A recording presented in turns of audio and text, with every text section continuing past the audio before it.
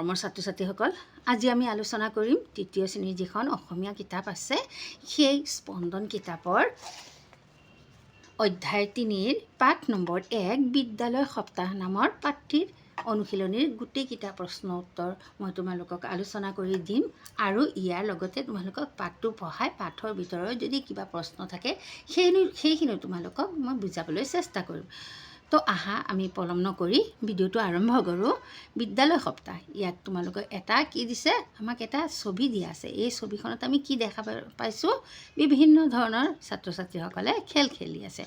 তাৰমানে এই পাঠটি এই ছবিটিত আমি কি দেখা পাইছোঁ যে নিজৰাপাৰা প্ৰাথমিক বিদ্যালয় যিখন বিদ্যালয় সপ্তাহ হয়, যে তোমালোকৰ বছৰত এবাৰ এটা খেল প্ৰতিযোগিতা হয় নহয়, বিভিন্ন ধৰণৰ খেল হয়, সেই খেলৰ কথাই আমি এই পাঠটিৰ জৰিয়তে জানিব পাৰিম। তো প্ৰাঞ্জলহঁতৰ বিদ্যালয়খনত আজি উখল মাখল পৰিৱেশ। আজিৰে পৰা বিদ্যালয় সপ্তাহ আৰম্ভ হ'ব। এসপ্তাহ জোৰা যে তোমালোকৰ বিদ্যালয়ত খেল হয়, সেই কথাই আমি ইয়াৰ পৰা জানিব পাৰিম। তো ক'ৰ, নিজৰাপাৰাৰ প্ৰাথমিক বিদ্যালয়। তো বিদ্যালয় সপ্তাহ আৰম্ভ হ'ব। উদ্বোধন কৰিবলৈ বিদ্যালয় পৰিচালনা সমিতিৰ কোন আহিছে, সভাপতি আহিছে। প্ৰধান শিক্ষক আনন্দ প্ৰসাদ ৰয় ছাৰে তেখেতক আদৰণি জনাইছে। উদ্বোধকগৰাকীয়ে ভাষণত ক'লে, বিদ্যালয় সপ্তাহ হ'ল প্ৰতিভা প্ৰদৰ্শনৰ মঞ্চ। তোমালোকে সকলো প্ৰতিযোগিতা অংশগ্ৰহণ কৰিবা। তো মই ইয়াতে তোমালোকক এটা কথা কৈছোঁ, তোমালোকৰ যে বিদ্যালয়ৰ প্ৰতি বছৰে বছৰে যে এটা খেল ধেমালি অনুষ্ঠান হয়, সেই খেল ধেমালি অনুষ্ঠানত তোমালোকে সকলোতে কি কৰিবা, পাৰ্টিচিপেট কৰিবলৈ চেষ্টা কৰিবা। তোমালোকে প্ৰাইজ পোৱা নোপোৱা বেলেগ কথা, কিন্তু তেতিয়া তোমালোকে কৰিবা, কৰি চাবা, তোমালোকে এদিনাখন কি কৰিবা, প্ৰথম তোমালোকে নোৱাৰিবা, কিন্তু ইয়াৰ পিছৰ বছৰত আৰু অকণ পাৰিবা, তাৰপিছৰ বছৰ আৰু অকণ পাৰিবা, তাৰপিছৰ বছৰ আৰু অকণ পাৰিবা। তেনেকৈ তুমি কোনটো খেলত যে পাকৈত তুমি নিজে গম নাপাবা নহয়। সেইকাৰণে তুমি এই নিজকে নিজে পৰীক্ষা কৰিবলৈ হ'লে খেল ধেমালি তোমালোকে কি কৰিবা, প্ৰতিযোগিতাত অংশগ্ৰহণ কৰিবা। চোৱা, হীমা বৰা যে আমাৰ অসমৰ হীমা বৰা কিমান ডাঙৰ খেলুৱৈ, তেওঁক তুমি জানিছিল নেকি? তেতিয়া তেখেতে কিজানি সৰুৰে পৰাই এনেকুৱা খেলত অংশগ্ৰহণ কৰিছিল। অংশগ্ৰহণ কৰাৰ ফলত আজি কি হৈছে, আজি ডাঙৰ এজন কি হৈছে, প্ৰতিভা খেলুৱৈ। আমি অসমৰ চবে সৰু, তোমালোকেও চিনি পোৱা বা চিনি নোপালে তোমালোকেতো নামটো জানা, হেম বৰা, লাভলীনা বৰগোহাঁই, এনেকুৱা। তেনেহ'লে তোমালোকেও কি কৰিবা, আজিৰে পৰা সেই প্ৰতিযোগিতাবিলাকত অংশগ্ৰহণ কৰিবলৈ চেষ্টা কৰিবা। তোমালোকে সকলো প্ৰতিযোগিতাত অংশগ্ৰহণ কৰিবা। পুৰস্কাৰ পোৱাটোৱেই ডাঙৰ কথা নহয়। সেয়া মই কথাখিনি কৈছোঁ যে, সেই কথাখিনি কোনে কৈছে, উদ্বোধকগৰাকীয়ে ভাষণত কৈছে। অংশগ্ৰহণ কৰাটোৱে আচল কথা। আটায়ে বিদ্যালয় সপ্তাহ সফল কৰিবা বুলি আশা কৰিলোঁ। ইয়াত আমাক এটা দিয়া হৈছে, চোৱা, তালিকা এখন দিয়া হৈছে।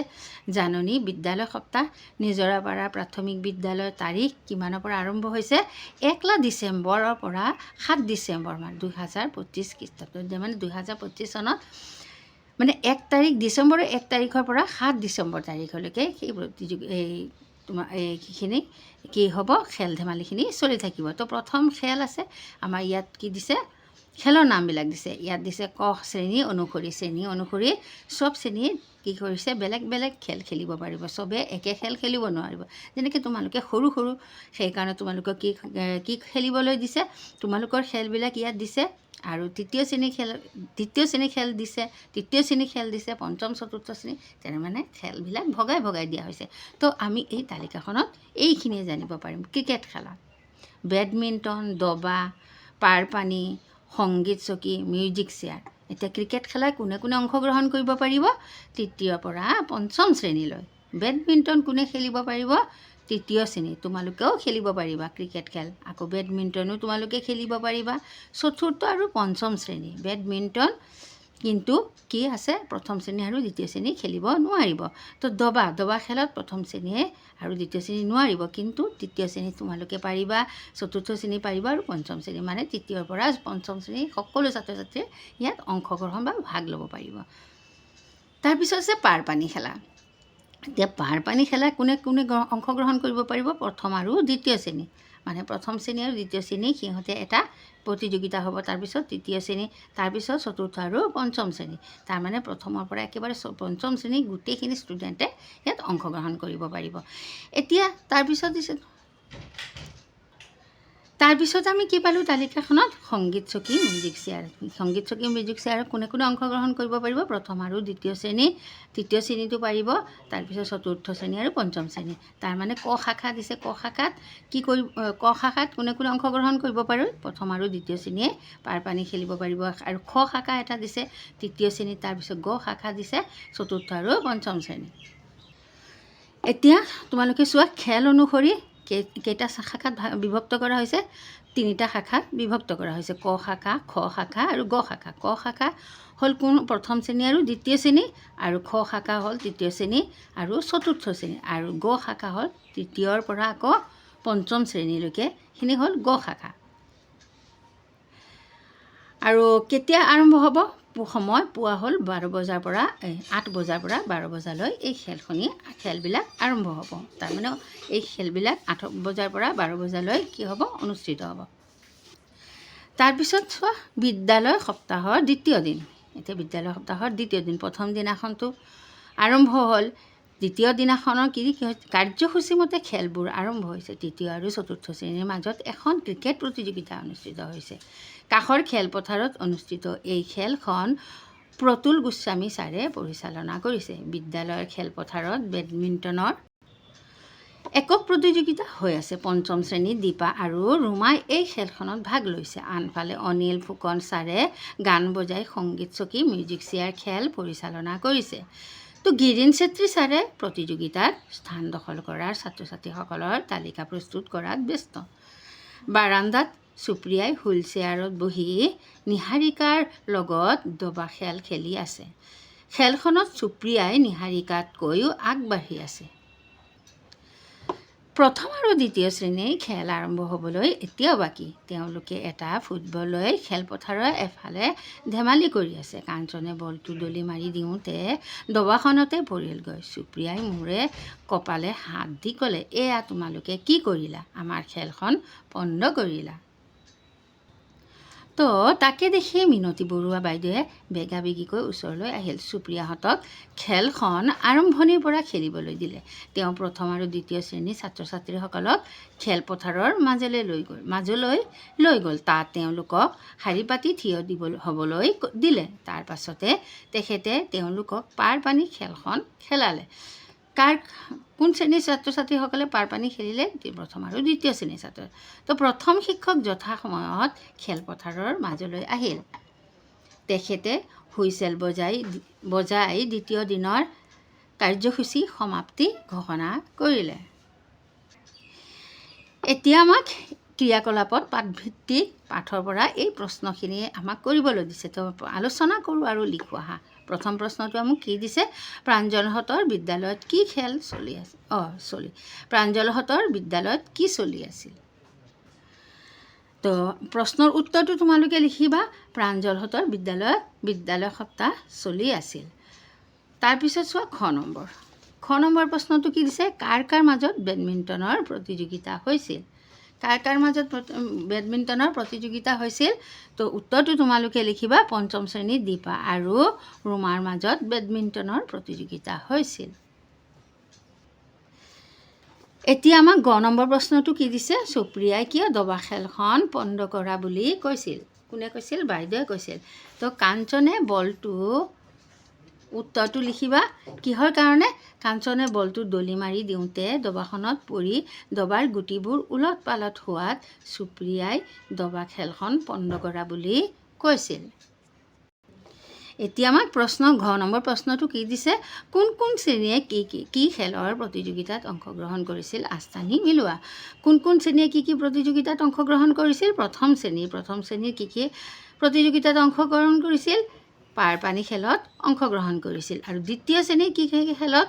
দ্বিতীয় শ্ৰেণী হ'ল পাৰ পানী, তাৰপিছত আৰু কি খেলত? খালী পাৰ পানী খেলতে অংশগ্ৰহণ কৰিছিল। তাৰমানে প্ৰথম আৰু দ্বিতীয় শ্ৰেণীয়ে খালী অকল পাৰ পানী খেলতে অংশগ্ৰহণ কৰিছিল। তো মই তোমালোকক 1 আৰু 2 এইটো তোমালোকে বুজি নাপাবা, বেছি হেৰি হৈ গৈছে নহয়। এতিয়া মই তোমালোকক 1 আৰু 2 দিছোঁ। কিহৰ কাৰণে? প্ৰথম শ্ৰেণী আৰু দ্বিতীয় শ্ৰেণী বুজাবলৈ এইটো দি দিছোঁ। প্ৰথম শ্ৰেণী আৰু দ্বিতীয় শ্ৰেণী কি খেলিছিল? পাৰ পানী খেল খেলিছিল। পাৰ পানী খেল প্ৰথম শ্ৰেণী আৰু দ্বিতীয় শ্ৰেণীয়ে খেলিছিল। তো তৃতীয় শ্ৰেণীৰ খেল, তৃতীয় শ্ৰেণী কি খেল খেলিছিল? তৃতীয় শ্ৰেণী খেল খেলিছিল হ'ল দবা খেলিছিল, তাৰপিছত পাৰ পানী খেলিছিল, তাৰপিছত ক্ৰিকেট, বেডমিণ্টন। মানে তৃতীয় শ্ৰেণীৰ ষ্টুডেণ্টসকলে, ছাত্ৰ ছাত্ৰীসকলে গোটেইখিনি ইয়াত থকা যিমানখিনি খেল আছে গোটেইখিনিয়ে খেলিব পাৰিছিল। তো চতুৰ্থ শ্ৰেণী কি খেল খেলিছিল? চতুৰ্থ শ্ৰেণী বেডমিণ্টন, ক্ৰিকেট, পাৰ পানী, দবা। তাৰমানে চতুৰ্থ, তৃতীয়, চতুৰ্থ আৰু পঞ্চম শ্ৰেণী এই গোটেইকেইটা, এই তিনিটা শ্ৰেণীয়ে বেডমিণ্টন, ক্ৰিকেট, পাৰ পানী, দবা মানে এই গোটেইকেইটা খেলে সিহঁতে খেলিব পাৰিছিল। কিন্তু প্ৰথম শ্ৰেণী আৰু দ্বিতীয় শ্ৰেণী অকল কি খেলিছিল? পাৰ পানী খেল খেলিছিল। তো বুজি পাইছানে? এতিয়া চোৱা 9 নম্বৰ প্ৰশ্নটো। 9 নম্বৰ প্ৰশ্নটো মিনতী বৰুৱা বাইদেৱে প্ৰথম আৰু দ্বিতীয় শ্ৰেণীৰ ছাত্ৰ ছাত্ৰীসকলক কিয় খেলিবলৈ লৈ গৈছিল? তো উত্তৰটো তোমালোকে ধুনীয়াকৈ লিখিবা। প্ৰথম আৰু দ্বিতীয় শ্ৰেণীৰ ছাত্ৰ ছাত্ৰীসকলে এটা ফুটবল লৈ খেলপথাৰত ধেমালি কৰি থকাৰ বাবে মিনতী বৰুৱা বাইদেৱে খেলাবলৈ লৈ গৈছিল। এতিয়া প্ৰথম 6 নম্বৰ উত্তৰটো প্ৰশ্নটো চোৱা। কি দিছে আমাক? বিদ্যালয় সপ্তাহ কোনে উদ্বোধন কৰিছিল? তো আমি যিহেতু পাঠটোত পাইছোঁ নহয়, বিদ্যালয় সপ্তাহটো কোনে উদ্বোধন কৰিছিল? পৰিচালনা সমিতিৰ সভাপতিয়ে। তো উত্তৰটো লিখিবা ধুনীয়াকৈ। প্ৰথম 6 নম্বৰ দিবা, তাৰপিছত উত্তৰ দিবা, তাৰপিছত বিদ্যালয় সপ্তাহ বিদ্যালয়ৰ পৰিচালনা সমিতিৰ সভাপতিয়ে উদ্বোধন কৰিছিল। এতিয়া আমাক দ্বিতীয় 6 নম্বৰ প্ৰশ্নটো কি দিছে? বিদ্যালয় সপ্তাহৰ দ্বিতীয় দিনা কি বাৰ আৰু তাৰিখ আছিল? তো উত্তৰটো লিখিবা তোমালোকে। বিদ্যালয় সপ্তাহৰ দ্বিতীয় দিনা বুধবাৰ আৰু 2 তাৰিখ আছিল।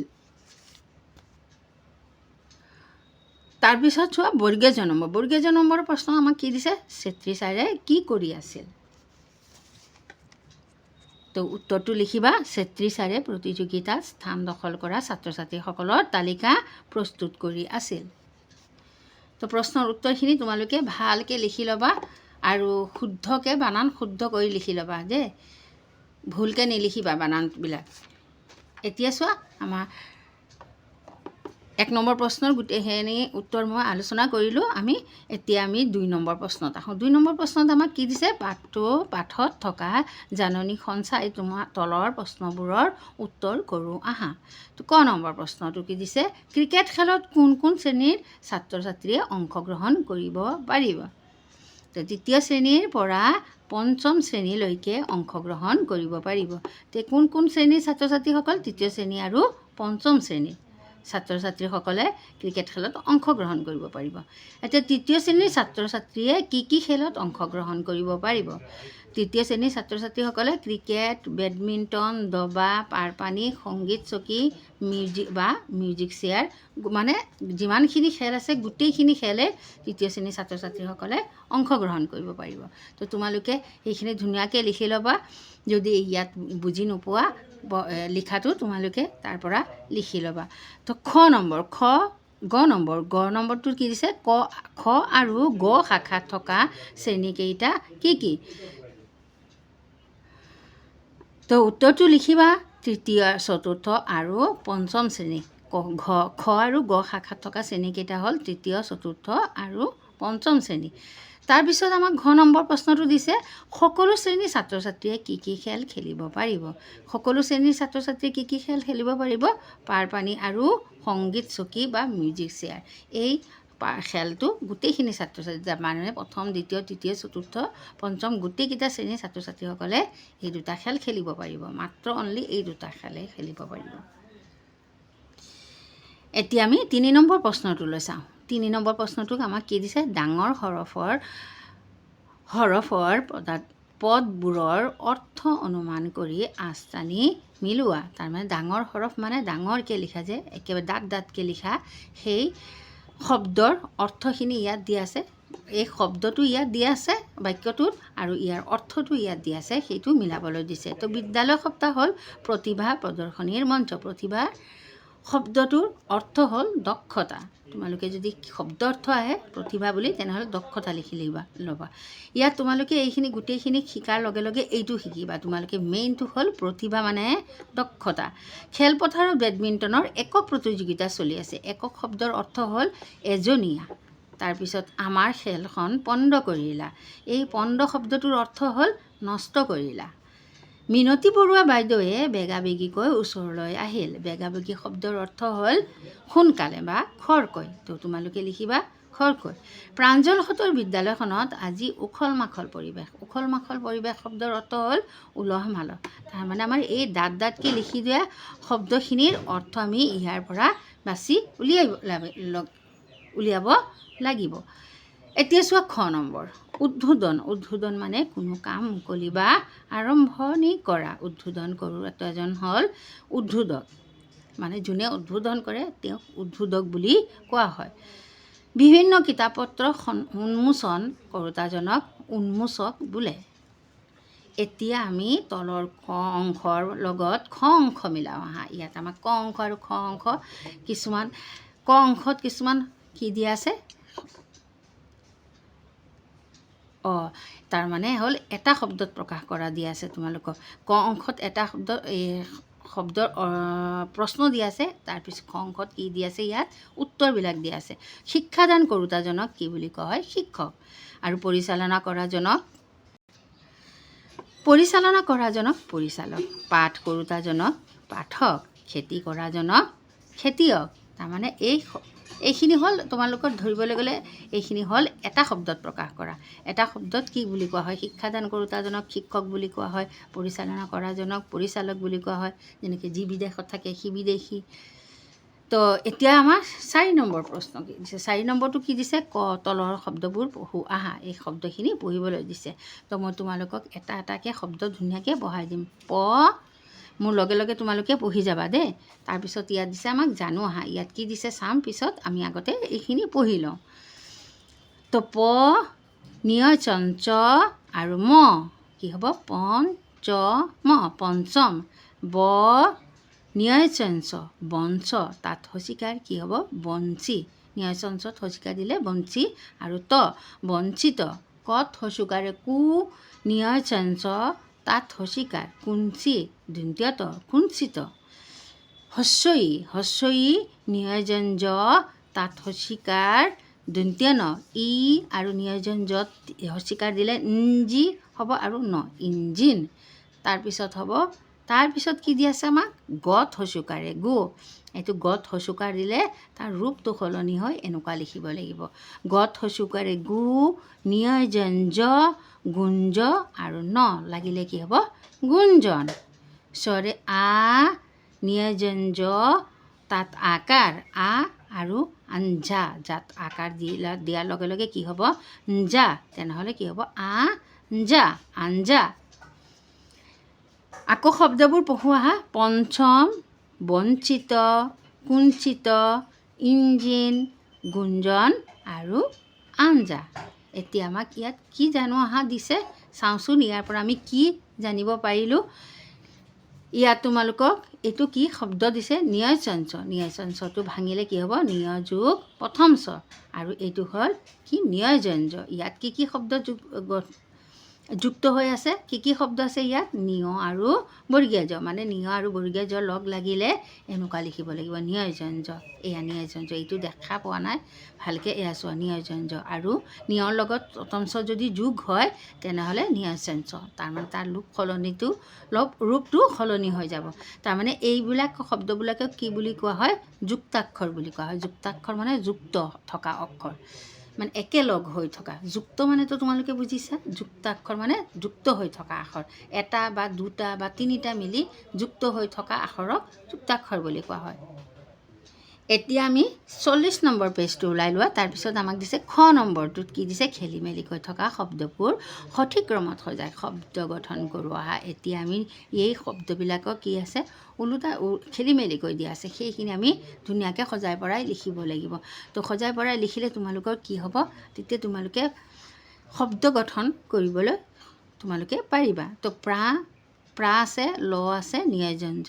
এইটো শব্দটো কি আছে, ভুল আছে, মানে ওলোটা পোলোটা আছে। আমিতো লিখিম কেনেকৈ, প্ৰথমে পত্ৰকাৰ লিখিবা, তাত আকাৰ লিখিবা, তাৰপিছত ল নাহিব, নিয়োজঞ্জ আহিব, নিয়োজঞ্জ আৰু ল, প্ৰাঞ্জল। তাৰপিছত আহিব এইটো নিয়োজঞ্জ অন্তস্থ দন্ত্যস, প্ৰথমতে আমি কি লিখিম দন্তীয় স নিয়জঞ্চ অন্তস্থ সঞ্চয়। তাৰপিছত আমাক কি দিছে ত আৰু ত দিছে, তাৰপিছত দিছে নিয়জঞ্চ তাত হচিকাৰ দিছে, কত হচুকাৰ দিছে। তাৰমানে আমাৰ প্ৰথমটো কি আহিব ত আহিছে, তাৰপিছত নিয়জঞ্চ তাত হচিকাৰ, তাৰপিছত দিছে কু কত হচুকাৰ, কিন্তু কুটো আগত আহিব।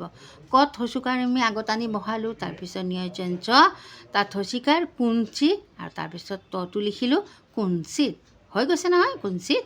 তাৰপিছত ন আৰু নিয়জঞ্চ তাত হচিকাৰ, তাৰপিছত আছে হস্যই।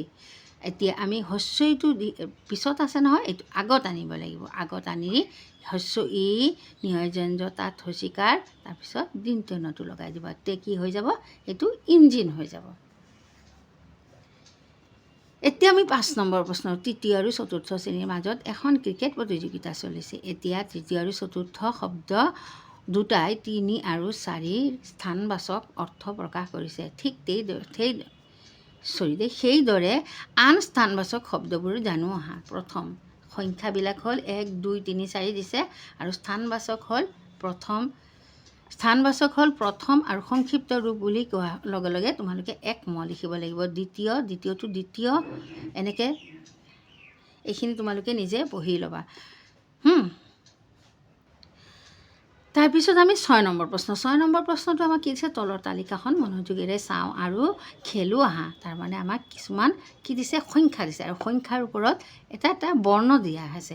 তাৰমানে 1 নম্বৰত ত বৰ্ণটো দিয়া আছে, আৰু 2 নম্বৰত আছে দ বৰ্গ, 3 নম্বৰত কি, 4 নম্বৰত বে, 5 নম্বৰত কা, 6 হ'ল 6ৰ যিটো তালিকা আছে সেইটো 6ৰ বাকচত দিছে ম, 7ত দিছে হ, 8ত দিছে ক্ৰে, 9ত দিছে দ, আৰু 10ত দিছে নিয়জঞ্চ। তো এতিয়া আমাক কি দিছে প্ৰশ্ন দিছে যে ক নম্বৰ সংখ্যা চাই শব্দ লিখোৱা। ইয়াত কিছুমান সংখ্যা দিয়া আছে, সেই সংখ্যাবিলাক যে ইয়াত দিয়া আছে, সেই ইয়াত দিয়া থকা সংখ্যাটোৰ ওপৰত কি বৰ্ণ আছে সেই বৰ্ণটো লিখিব লাগিব। তো ইয়াত আছে 7 আৰু 3। 7 নম্বৰ বাকচত আমি চাওঁচোন, 7 নম্বৰ যিটো সংখ্যা আছে তাৰ ওপৰত কি বৰ্ণ দিয়া আছে, 7 নম্বৰ সংখ্যাটোৰ ওপৰত হ বৰ্ণ দি আছে। তো হ হ'ব, ইয়াত আমি 7ৰ জেগাত কি লিখিম হ লিখিম। আৰু 3টোত কি দি আছে কি, কত দীঘিকাৰ আছে, 3ৰ ওপৰত কি দি আছে, কি বৰ্ণটো দি আছে 3 যিটো। তো 3 নম্বৰ সংখ্যাটোৰ ওপৰত আমি কি বৰ্ণটো পাইছোঁ, মানে কি আখৰটো পাইছোঁ। তো আমি লিখি দিম 7ৰ জেগাত কি দি দিম হ, আৰু 3ৰ জেগাত কি হৈ যাব হকি। তাৰপিছত আছে 2টো কি আছে, 2টো থকা স্থানটো চাওঁচোন, 2টো সংখ্যা থকা ওপৰত কি দিয়া আছে বৰ্ণ দ। তো 2ৰ জেগাত আমি দ লিখিম। আৰু 11 দিয়া আছে, 11 ক'ত আছে 11ৰ জেগাত কি আছে বত আকাৰ। 11 আখৰ যিটো সংখ্যা আছে সংখ্যাৰ ওপৰত কি বৰ্ণ দিয়া আছে বা।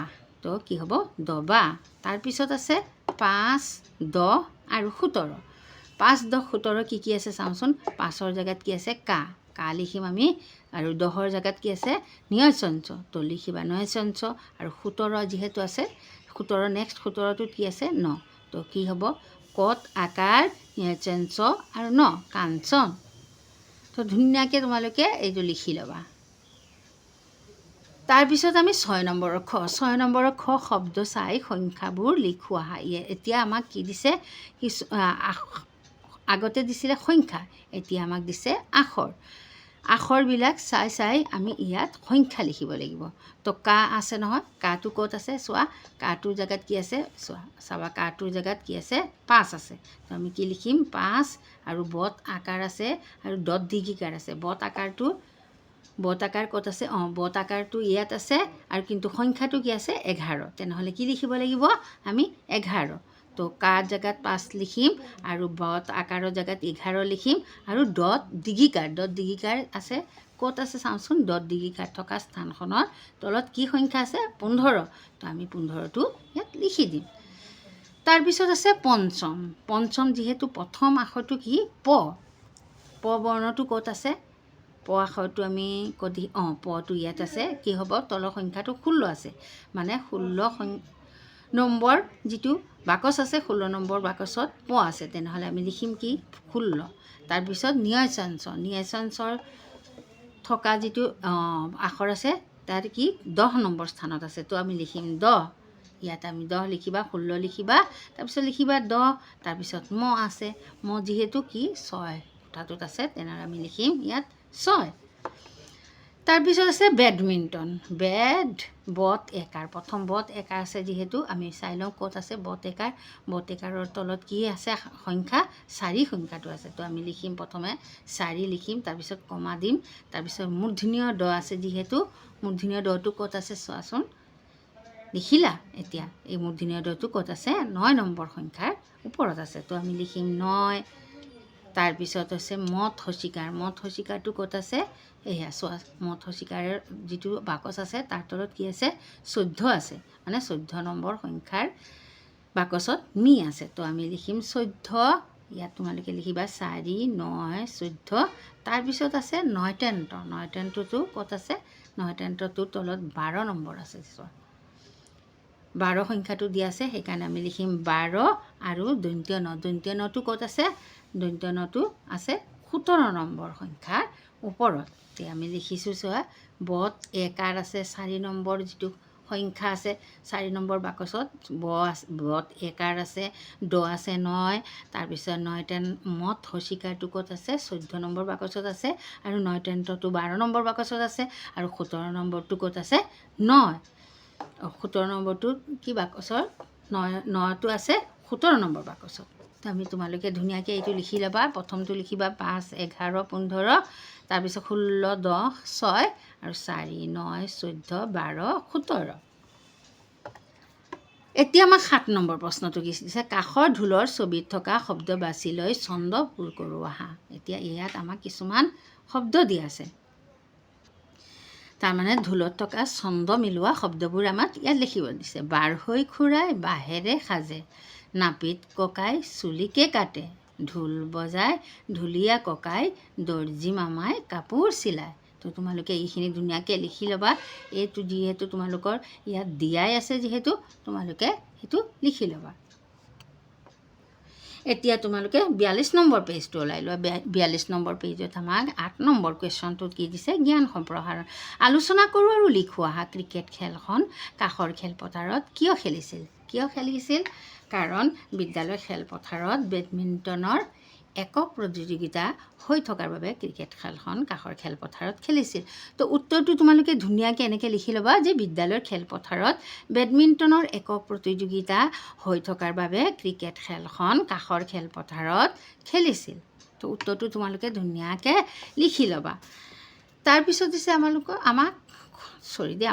আমাক খ নম্বৰ, প্ৰাঞ্জলহঁতৰ বিদ্যালয় সপ্তাহত নেখেলা কি খেল তোমালোকৰ বিদ্যালয়ত খেলোৱা হয়। এতিয়া তোমালোকৰ বিদ্যালয়ত কি খেল খেলোৱা হয়, সেইটো চবৰ বিদ্যালয়ততো একে খেল খেলোৱা নহয়, তেনেহ'লে তোমালোকৰ বিদ্যালয়ত যি খেল খেলা হয় সেইখিনি তোমালোকে লিখি ল'বা। তো 9 নম্বৰ প্ৰশ্নটো কি আছে, তোমালোকে নিশ্চয় সমনীয়াৰ লগত বহু ধৰণৰ খেল খেলা। তলৰ ছবি দিয়া খেলবোৰৰ নাম লিখা। ইয়াত আমাৰ কিছুমান ছবি দিয়া হৈছে, খেলৰ ছবি কিছুমান, যেনেকৈ এইটো কি দিয়া হৈছে, ক্ৰিকেট খেলৰ ছবি। ক্ৰিকেট কত ৰকাৰ, তাত হচিকাৰ, কত ৰকাৰ, কত একাৰেকে মূৰ্ধন্য ট ক্ৰিকেট, বেডমিণ্টন, আৰু এইটো কি হয় দবা খেল। এইটো আমি কি খেলিবলৈ দেখা পাইছোঁ, বেডমিণ্টন খেল দেখা পাইছোঁ, ইয়াত দবা খেল খেলি আছে মানুহজন দেখা পাইছোঁ। তো লিখি ল'বা তোমালোকে ধুনীয়াকৈ ক্ৰিকেট, বেডমিণ্টন আৰু ইয়াত দবা। তাৰপিছত দিছে খ নম্বৰ তোমালোকৰ খেলসমূহ গুৰু ক্ৰীড়া আৰু লঘু ক্ৰীড়া হিচাপে ভাগে ভাগে লিখোঁ আহা। ফুটবল, ইয়াত আমাক খেলবিলাকৰ নাম দিয়া হৈছে, আৰু যিটো গুৰু ক্ৰীড়া এইপিনে গুৰু ক্ৰীড়াবিলাক ইয়াত, আৰু লঘু ক্ৰীড়া হ'ল ইয়াত লিখিবলৈ দিছে। তাৰমানে 2টা বাকচ দিয়া হৈছে, এই 2টা বাকচত আমি গুৰু ক্ৰীড়া মানে বহিৰ ক্ৰীড়া মানে বাহিৰত খেল খেলাবিলাক ইয়াত আমি লিখিব লাগিব, আৰু অন্তঃক্ৰীড়া মানে ঘৰৰ ভিতৰতো খেলিব পৰা খেলবিলাক ইয়াত লিখিব লাগিব। তো ইয়াত football, carrom, ludo, cricket, tennis, hockey, kabaddi, দবা, টেবুল টেনিছ আৰু দৌৰ। তো এই ক্ৰিকেট খেলখিনি, তো ফুটবলটো আমি ক'ত খেলিব পাৰোঁ, ঘৰৰ ভিতৰত খেলিব নোৱাৰোঁ যিহেতু, সেইকাৰণে আমি ইয়াত ক'ত দিম, এইটোক বহি ক্ৰীড়া বা গুৰু ক্ৰীড়া এই বাকচটোত আমি লিখি দিছোঁ। তো ফুটবল, ক্ৰিকেট আৰু হকী, দৌৰ আৰু কাবাডী। যিহেতু আমি এইবিলাক খেল কি কৰোঁ, ঘৰৰ ভিতৰত খেলিব নোৱাৰোঁ, এই খেলবোৰ খেলিবলৈ হ'লে এখন ডাঙৰ খেলপথাৰৰ প্ৰয়োজন হয়। সেইকাৰণে আমি এইখিনি খেল ইয়াত লিখি দিছোঁ। তাৰপিছত লিখি দিছোঁ কি খেল, যেনেকৈ ঘৰত বহি বহি খেলিব পৰা যায়, যেনেকৈ কেৰম, দবা, লুডু, টেনিছ, টেবুল টেনিছ, এইখিনি আমি ঘৰত বহি বহিয়ে খেলিব পাৰোঁ।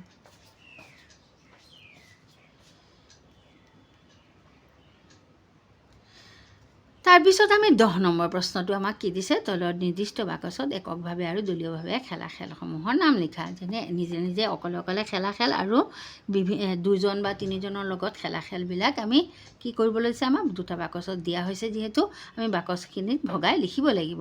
তো ক'ৰ পৰা লিখিব লাগিব, যিহেতু আমাক ইয়াত দি দিছে নহয় খেলখিনি, এই খেলবিলাকে আমি ইয়াত লিখিব লাগিব আকৌ। তো দবা, তো একক খেলা খেল মানে দুজনৰ ভিতৰত খেলা খেল, আৰু দলীয়ভাৱে খেলা খেল হ'ল বহুতজন মানে দুটা দল লাগে, সেই দুটা দলৰ মাজত ক্ৰিকেট খেলাটো হয়। যেনে দবা দুইজনৰ মাজত খেলিব পাৰি। দৌৰ, কেৰম, লুডু, বেডমিণ্টন। কিন্তু দলীয়ভাৱে খেলা হ'ল ফুটবল হ'ল দল থাকে, যেনে এটা দলত 11জনকৈ খেলুৱৈ থাকিব লাগিব বা খেলুৱৈ থাকিব লাগিব। ক্ৰিকেট খেলতো ঠিক তেনেধৰণে 11জন, এটা টীমত 11জন খেলুৱৈ থাকিব লাগিব আৰু এটা টীমত 11জন খেলুৱৈ থাকিব লাগিব। তেনেধৰণে খেলা হয়। কাবাডী, হকী, তো এইখিনি তোমালোকে লিখি ল'বা। দলীয়ভাৱে খেলা খেল আৰু এককভাৱে খেলা খেলৰ তোমালোকে প্ৰশ্নৰ উত্তৰটো ধুনীয়াকৈ লিখি ল'বা। ইয়াৰ পিছত চোৱা 11 নম্বৰ। 11 নম্বৰটো আমাক কি দিছে, যে সহপাঠীৰ সৈতে আলোচনা কৰি লিখা। সকলোৱে পাৰ পানী খেলখন খেলাৰ বাবে সাজু হৈছে। দীপিকাই দিব্যজ্যোতিক হাতত ধৰি আগবঢ়াই নি শাৰীত থিয় কৰাই দিলে। তোমালোকৰ এজন লগৰীয়াই কাণেৰে কম শুনে। তেওঁলোকে কি খেল খেলিবলৈ দিবা। তেতিয়া তোমালোকৰ ধৰা কোনোবা এজনে কাণেৰে কম শুনে, তেনেহ'লে তেওঁ কি খেল খেলিব পাৰিব, কেৰম, লুডু, দবা বা টেবুল টেনিছ বা বেডমিণ্টন, চেংগুটি, সেইবিলাক খেল খেলিবলৈ হ'লে ধৰা কাণেৰে নুশুনিলেও তেওঁ খেলিব পাৰিব। তাৰপিছত দিছে 12 নম্বৰ। 12 নম্বৰ তলৰ খেল দুবিধৰ নাম লিখা। তাৰে কোনবিধ খেল খেলি তোমালোকৰ ভাল লাগে, খেলবিধ খেলি কিয় ভাল পোৱা, দুটা বাক্য লিখা। তো এইটো বাক্য তোমালোকৰ এইটো কি দিয়া হৈছে, দুটা তোমালোকৰ ছবি দিয়া হৈছে। এইটো কি খেল বুলি লিখিবলৈ দিছে। ইয়াত আমি বাকচত লিখিব লাগিব এইটো কি খেল, চেংগুটি খেল, আৰু এইটো হ'ল ধৰাধৰি খেল। আৰু এই খেলটো তুমি কিয় ভাল পোৱা, সেইখিনি তোমালোকক লিখিব লৈছে। যে তলত দুবিধৰ খেল লিখা আৰু তাৰে কোনবিধ খেল খেলি তোমাৰ ভাল লাগে, কোনবিধ খেল খেলি ভাল লাগে, তোমাৰ চেংগুটি খেল খেলি ভাল লাগে নে ধৰাধৰি খেল খেলি ভাল লাগে। তো খেলবিধ খেলি কিয় ভাল পোৱা, দুটা বাক্য লিখা। তো তোমালোকে এইটো বাক্য তোমালোকে নিজে কৰিবা, আৰু যদি নোৱাৰা তেনেহ'লে কমেণ্ট কৰি মোক জনাবা, আৰু তোমালোকে যদি পাৰা তেনেহ'লে মোক দেখুৱাবা, কমেণ্টৰ জৰিয়তে দেখুৱাব পাৰিবা। তো আজিৰ ভিডিঅ'টো ইমানেই। নেক্সট এটা ভিডিঅ'ত আকৌ তোমালোকৰ লগত দেখা হ'ব। তো ভালে থাকিবা, সুস্থ থাকিবা আৰু পঢ়ি থাকিবা। Bye bye.